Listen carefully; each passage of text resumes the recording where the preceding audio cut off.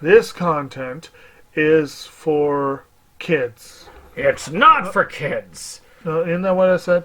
No, it's not for kids. If Oh. you are 13 years or younger, this is not for you.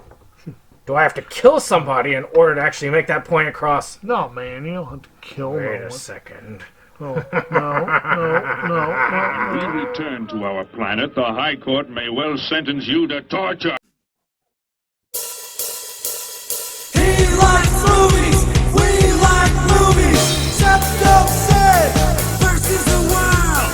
SeptumSin versus the world. SeptumSin versus the world. SeptumSin versus the world. I'd buy that for $1. Greetings! You're watching SeptumSin versus the world. I'm SeptumSin, and we are back with another DVD movie review. We're getting back into that this year. 2025 is going to be the year that the channel is going to come back to reviews. I've had a lot of tragedy going on. We have not really stopped in the tragedy department. And you know what? I'm going to just try and force it through. Life is going to be tragic. Life is terrible. But we don't always have to be in the terrible mind space. So why don't we try, at least, to move forward with some very awesome reviews. So I'm going to try and get some reviews up, at least a handful a month. I'm getting back to finishing the Camp Blood ones. I'm going to finally get up there. A lot of you have come here because of my Camp Blood reviews, so I am going to catch up, and I am going to get them all done. Eventually. But my review stuff is going to mostly focus on the micro-budget films, but there will be an occasional other, maybe a gem that I want to, throw out as, hey, this is awesome, you need to check this out. But for the most part, going to be really focusing on those micro-budget pieces. So today we have the 2024 film by Mark Holonia and Jeff Kirkendall, called The Stalking. So The Stalking is a 2024 film about this witch who conjures up dark spirits, transforming them into sinister sunflower plants that terrorize a small suburban town. As chaos ensues, a group of bullied teens must band together to survive the supernatural horrors and the other sinister threats that emerge on Halloween. On this DVD, again, we are about physical media on this channel, so on this DVD we actually do have a few special features, which is good. This is a Wild Eye releasing DVD. You can get on Amazon. It's relatively cheap. It's 10 to 14 bucks. On it you get also the commentary track, and they're usually fun. Polonia commentary tracks are usually fun to listen to, give you a little bit of insight. And then there's also trailers, so you get to see some more Wild Eye like releasing trailers. So let's break this down, shall we? So let's talk about the plot. So the plot of this is kind of a hybrid between Pumpkinhead and the kind of Halloween specials that we used to see as kids on the TV. Well, at least those of us who grew up in the 80s and 90s. I feel like this is more of a 90s Halloween special type dealy, but almost has kind of that 80s raunch to it, that like little bit of like that edge to it. Essentially, from what I can gather, this is about a bunch of nerds and a bunch of bullies. And they stumble into some stuff they shouldn't have with these evil sunflowers that kill them. Eventually a scarecrow gets involved, so on. Now, the plot is a bit confusing. I'm not quite sure what the witch's motivation is. I think it's like to bring back somebody from the dead, but then she's seen at the end and there's a guy there, so maybe it worked. I don't know. I don't understand what the whole deal is. I mean, it was a cool speech at the beginning, but I'm still not quite there. There were some scenes, though, that stood out to me. One in particular I thought was hilarious was this scene where you've got the sunflowers smoking weed. I don't know whether this was hallucinated by the bully character involved, or whether it was actually just something that they were doing. But that one actually was quite funny. I did really enjoy that. But plot-wise, pacing has always been a Polonia problem, at least as far as I'm concerned. I mean, I do love Polonia. I like both Polonias. I think that they have an excellent film library. It's a very massive film library. But the worst films that he has are usually bad because of the horrible pacing. And this one has decent pacing. I was surprised at actually how good it was pacing wise, how it felt, it flowed. I was able to get to beginning, middle, end, and I was not bored.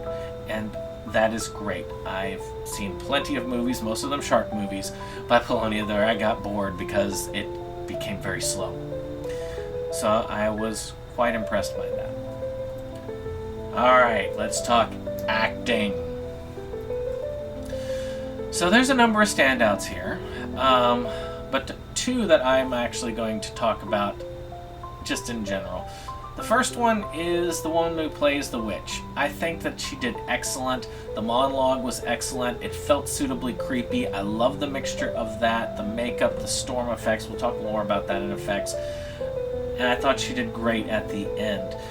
I thought that was great. Kyle Rappaport, who is in this and is my reason for getting this, to tell you the truth. I mean, I like Jeff Kirkendall, don't get me wrong, and he's got some up-and-coming stardom, in my opinion. I need to see his Possession film, which I'm in, so hey.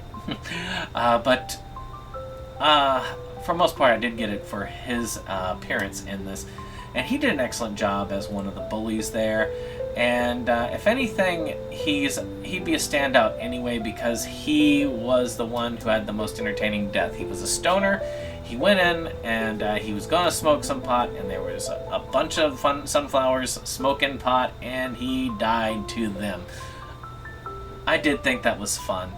Again, it was one of the most lighthearted and entertaining scenes in the film, and it's probably the thing that I will remember the most from this.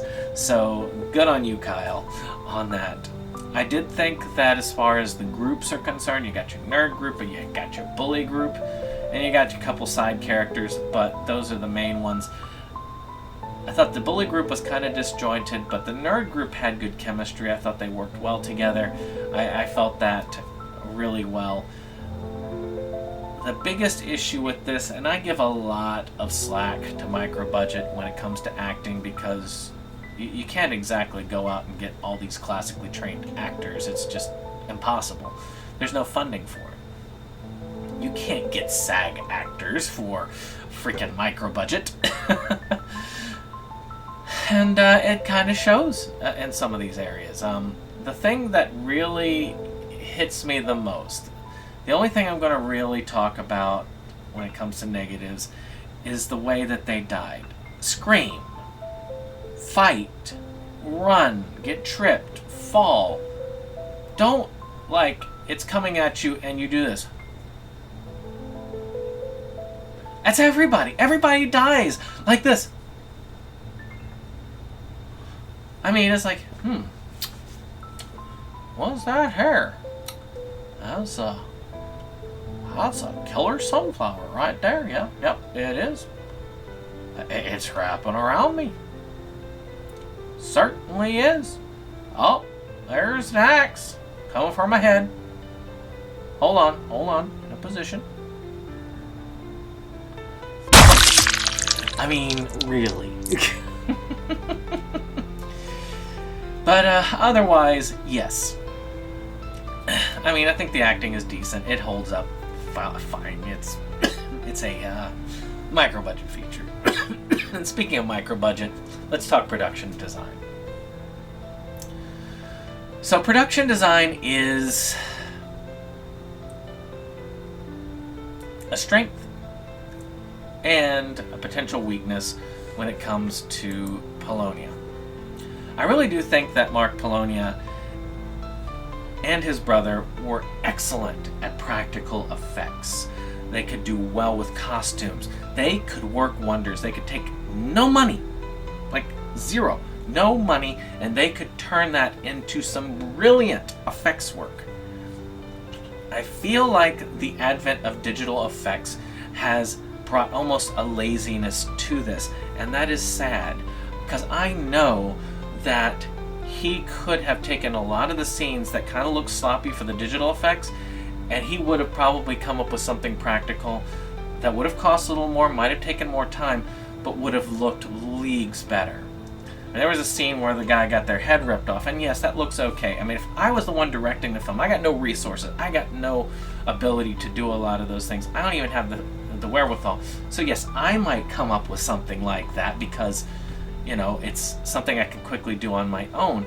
But I feel like it's not that I think that the effects are bad per se. I just feel like when you've got a master at the craft, it's like having Tom Savini and then he uses like lame green screen effects for the kills.